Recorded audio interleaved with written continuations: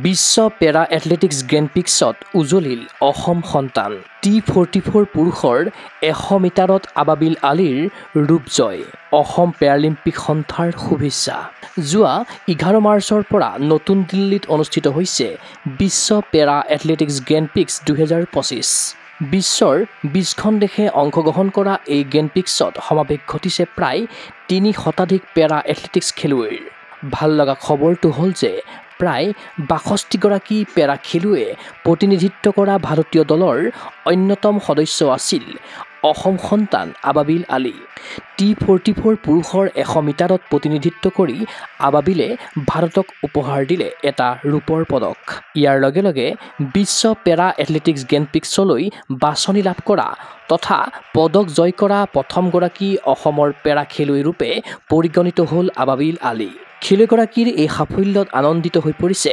Assam Paralympic সন্থা অসমত পেৰা স্পৰ্টছৰ বিকাশত সহযোগিতা কৰি যোৱা ৰাজ্যৰ মুখ্যমন্ত্ৰী ডক্টৰ হিমন্ত বিশ্ব শৰ্মা ক্ৰীড়া সচিব KJ হিলালী ক্ৰীড়া সঞ্চালক প্ৰদীপ টিমুং আৰু ৰিনিকি ভূঞা শৰ্মাক ধন্যবাদ জ্ঞাপন কৰিলে ৰাজ্যিক সন্থাটোৰ সম্পাদক ৰাজীৱ দে This is the moment. So this is the moment we are waiting from Chennai. I told you that Grand Prix is our main motto, and this Ababil has able to win the silver medal in Grand Prix 2025 in New Delhi. He has won the silver medal in 100-meter T44 men, and this is the first ever international medal for Assam in para athletics at the world scenario.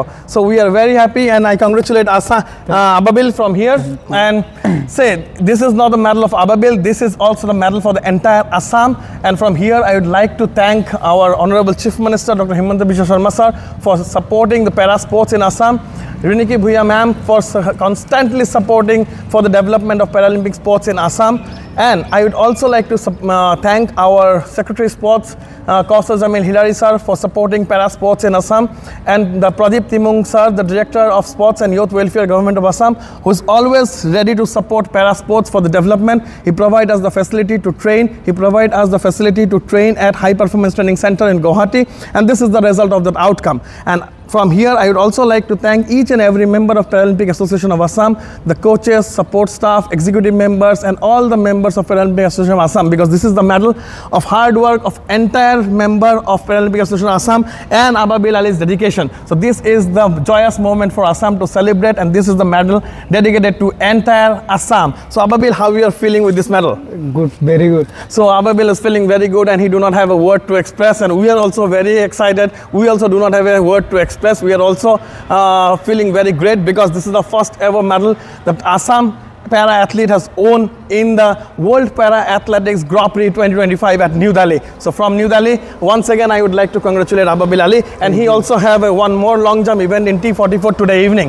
উল্লেখ্য যে Assam Paralympic সন্থাৰ অধীনত বিগত 2 বছৰ ধৰি আৱাসিক প্ৰশিক্ষণ শিবিৰত প্ৰশিক্ষণ গ্ৰহণ কৰি আছে আবাবিলে কেৰিয়াৰৰ প্ৰথমখন আন্তঃৰাষ্ট্ৰীয় টুৰ্ণামেণ্টত সফলতা অৰ্জন কৰা আবাবিলৰ প্ৰশিক্ষক হ'ল ৰাজীৱ দে ক্ৰীড়া অনুৰাগীৰ আশা আন্তঃৰাষ্ট্ৰীয় পেৰা এথলেটিক্স খেলুৱৈ আবাবিল আলীৰ এই যাত্ৰা হওক অপ্ৰতিৰোধ্য নিউজ ডেস্ক ৰিপৰ্ট গোগো স্পৰ্টছ এনি